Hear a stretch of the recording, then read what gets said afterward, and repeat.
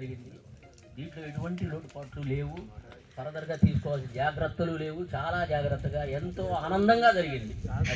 అంతకన్నా ఇంకా చెప్పాల్సిన అవసరం కూడా ఏమీ లేదు.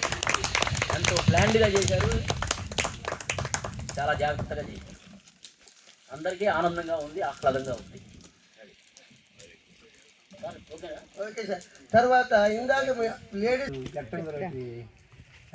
ఏర్పాటు చేయటం వలన అందరం ఒక చోట సమావేశం చేయడానికి ఒక అవకాశం అనేది కలిగింది.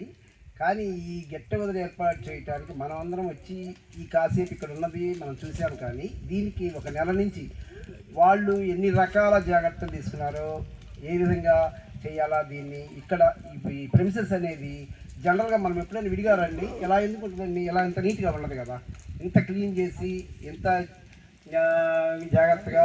తర్వాత ఇక్కడ ఇవాళ మనకి కావాల్సినటువంటి ఐటమ్స్ కావచ్చు, తర్వాత ఎలా చేస్తే బాగుంటుంది, ఈ వచ్చిన వాళ్ళందరినీ సాటిస్ఫై చేసి పంపాలా ఎలా అనేటటువంటి భావన ఒకవైపున చూసుకొని, ఒకవైపున ఫుడ్ ఐటమ్స్ చూసుకొని, ఒకవైపున వెళ్ళేటప్పుడు కూడా మనము ఏదైనా సరే ఒక రకమైనటువంటి ఇంటికి పోయేటప్పుడు ఏదో ఒకటి తీసుకెళ్ళాలి మనం ఇక్కడి నుంచి అనే ఉద్దేశంతో సార్ని పిలిచి ఇక్కడ ధ్యానం చేయించడం కానీ, ఈ విధంగా ప్రతి అంశంలో కూడా మనం అందరం కూడా గుర్తుంచుకునేటట్టుగా, ఎప్పటిదాకా అంటే మళ్ళా ఈ కార్యక్రమం మళ్ళీ ఎప్పుడెప్పుడు జరుగుతుందా అని అందరూ ఎదురు చూసేటట్టుగా చేయటానికి మన ఈ అధ్యక్షుడు రాఘవ గారు, తర్వాత దీనికి సహకరించిన అందరూ, తర్వాత ఈ సమావేశానికి అటెండ్ అయిన అందరికీ కూడా కృతజ్ఞతలు తెలియజేస్తున్నానండి.